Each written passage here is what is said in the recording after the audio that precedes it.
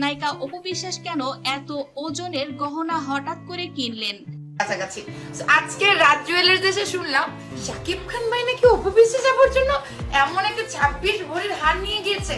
সবাই জল্পনা কল্পনা করছে তাহলে শাকিব খান হয়তো অপুকে সঙ্গে নিয়ে কাশ্মীর গিয়েছিল বিয়ের শপিং করতে। এদিকে অপু বিশ্বাস যখন শাকিব খানের বাড়িতে আসেন, শাকিব খানকে খুব খুশি দেখা যায়।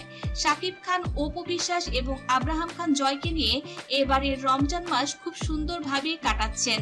মাঝে মাঝে আব্রাহাম খান জয় এবং অপু বিশ্বাস শাকিব খানের বাড়িতে যান, সেখানে সেহরি, ইফতার সবকিছুই করেন।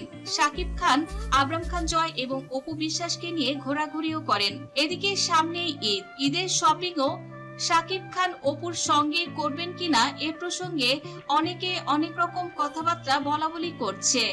শাকিব খান অপু বিশ্বাসকে নাকি ইকার সোনার গহনা উপহার দিয়েছে ইন্ডিয়া থেকে।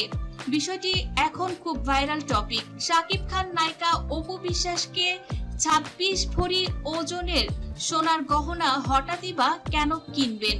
তাহলে কি শাকিব খান ঈদের পরে অপু বিশ্বাসকে বিয়ে করে ঘরে তুলছেন?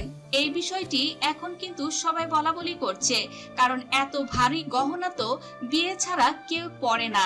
নায়িকা অপু বিশ্বাস কেন এত ওজনের গহনা হঠাৎ করে কিনলেন?